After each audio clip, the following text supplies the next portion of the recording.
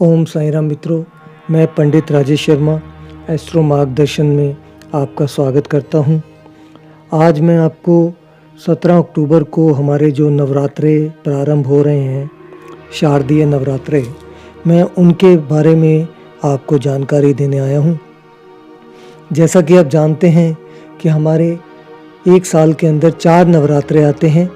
2 गुप्त नवरात्रे होते हैं जो हमें मालूम नहीं चलते, लेकिन उसमें पूजा पाठ का बहुत महत्व है। उसमें सिद्धियां की जाती हैं, पूजा जप तप किया जाता है। और 2 नवरात्रे, एक शारदीय नवरात्रे जो आपके अक्टूबर में आते हैं और एक चैत्र नवरात्रे जो आपके नया संवत जब शुरू होता है उसके स्टार्टिंग में आते हैं। शारदीय नवरात्रे सबसे उत्तम माने गए हैं। अब ये नवरात्रे जो शुरू हो रहे हैं 17 अक्टूबर से प्रारंभ हो रहे हैं, जैसा कि आप जानते हैं। क्यों 1 महीना लेट भी हुए हैं? क्योंकि ये जो महीना चल रहा है पुरुषोत्तम मास का महीना 1 महीना बढ़ गया था हमारा। इस कारण अश्विन शुक्ल पक्ष का जो नवरात्रे हैं वो 17 अक्टूबर से ही प्रारंभ हो रहे हैं और 17 अक्टूबर को ही सूर्य संक्रांति, सूर्य तुला राशि में ही सुबह प्रवेश कर रहे हैं। तो इसका मतलब संक्रांति और नवरात्रे एक साथ प्रारंभ हो रहे हैं। अब किस समय हमें घट स्थापन करना चाहिए, किस समय नहीं? 7:25 के बाद का मुहूर्त है घट स्थापन का। जो आप पूजा के लिए घड़ा या देवी की प्रतिमा सब स्थापित करते हैं वो 7:25 के बाद करें, उससे पहले नहीं।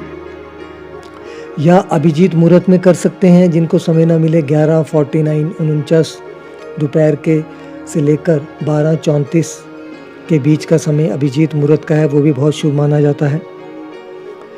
अगर समय ना मिले तो आप अमृत वेला में कर सकते हैं, दोपहर के 15:03 से 16:29 यानी कि 4:29 शाम को है। आप शुभ वेला में कर सकते हैं जो कि 7:54 सुबह से 9:20 सुबह तक है। आप लाभ में कर सकते हैं 13:38 से 15:03 तक दोपहर को है।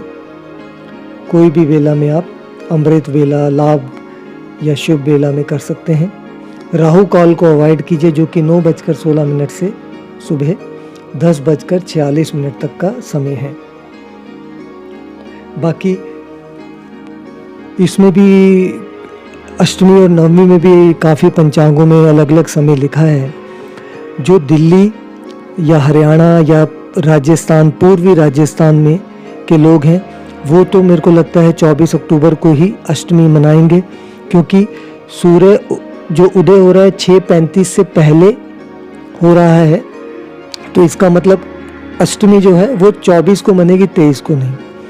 लेकिन जिन राज्यों में सूर्य उदय 6:35 से बाद हो रहा है, 6:35 मॉर्निंग के बाद में सूर्य उदय हो रहा है, उधर 23 अक्टूबर को ही अष्टमी मनाई जाएगी। जैसे पंजाब, हरियाणा, जम्मू कश्मीर, महाराष्ट्र, गुजरात, हिमाचल प्रदेश का कुछ नॉर्थ वेस्ट का इलाका। बाकी अलग अलग पंचांगों में अलग अलग विवरण हैं। और 25 अक्टूबर को जो आप नवमी और दशमी एक तिथि आ रही है, एक साथ ही मनाई जाएगी। यानी कि 25 अक्टूबर को नवमी और 24 अक्टूबर को दिल्ली के नियर बाय एरियाज में अष्टमी। अब ये तो बात हुई कि किस तारीख में क्या मनाया जाएगा।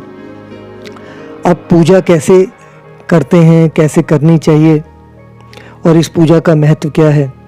जैसा कि आप जानते हैं इसमें 9 देवियों की पूजा की जाती है। शैलपुत्री, ब्रह्मचारिणी, चंद्रघंटा, कुष्मांडा, स्कंद माता, कात्यायनी, कालरात्रि, महागौरी, सिद्धिदात्री। महागौरी अष्टमी के दिन आप पूजते हैं, सिद्धिदात्री देवी को नवमी के दिन पूजा होता है। और इनकी पूजा करने से क्या मिलता है? हमें धन धान्य, हमें महासिद्धि देने वाले हैं, शत्रुओं का दमन करने वाली हैं, कार्य को पूर्ण करने वाली हैं, हमें संतान का सुख देने वाली हैं, संपत्ति देने वाली हैं, हमें राज्य सुख शांति सब देने वाली हैं। अब इनकी पूजा कैसे करते हैं, इनकी पूजा का क्या विधान है? आप एक बेजोट लें, एक लकड़ी का तख्ता लें या कोई भी ऐसा लें जिस पर आप दुर्गा जी की प्रतिमा या मूर्ति को स्थापित करें। उस बेजोड़ पे पहले लाल कपड़ा बिछाएं, फिर दुर्गा जी की प्रतिमा को स्थापित करें। फिर हो सके तो माता के ऊपर लाल चुनरी उनके ओढ़ें, उनको लाल रंग का आसन पे विराजमान करें। उनको आप तिलक लगा सकते हैं लाल चंदन का या कुमकुम का। माता को फूल चढ़ाएं, माला चढ़ाएं, सुपारी चढ़ाएं। अब एक मिट्टी का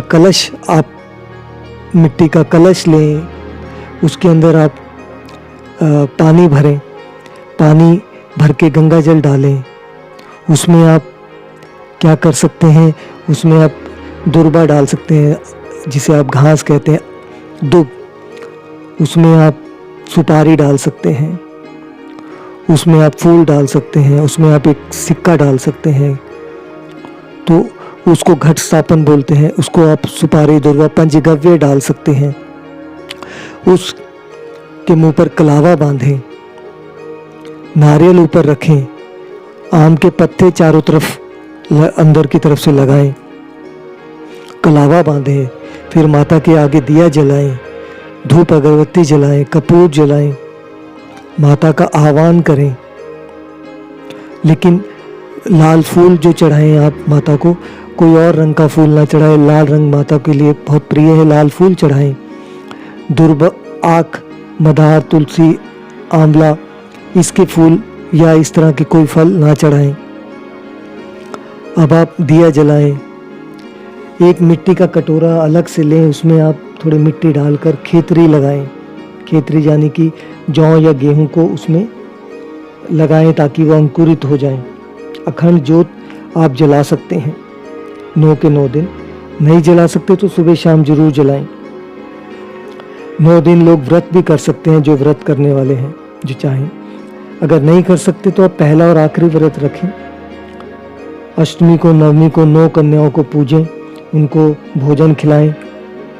रुद्राक्ष की माला से डेली देवी के मंत्र पढ़ें, निर्वाण मंत्र जरूर पढ़ें। ओम ऐं ह्रीं क्लीं चामुंडाय बिच्चे 108 माला, 108 दाने की माला से डेली एक माला पढ़ें।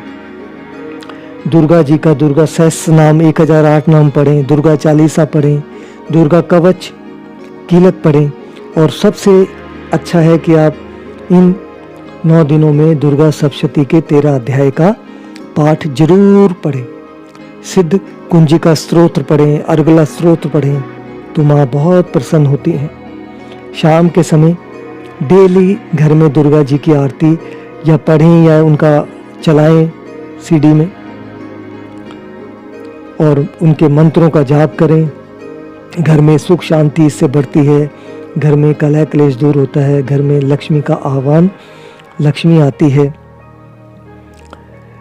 आशा करता हूँ आपको ये मेरी जानकारी अच्छी लगी होगी, तो प्लीज़ आप इसको ज़रूर शेयर करें और मेरे चैनल को सब्सक्राइब ज़रूर करें। ओम साई राम मित्रों।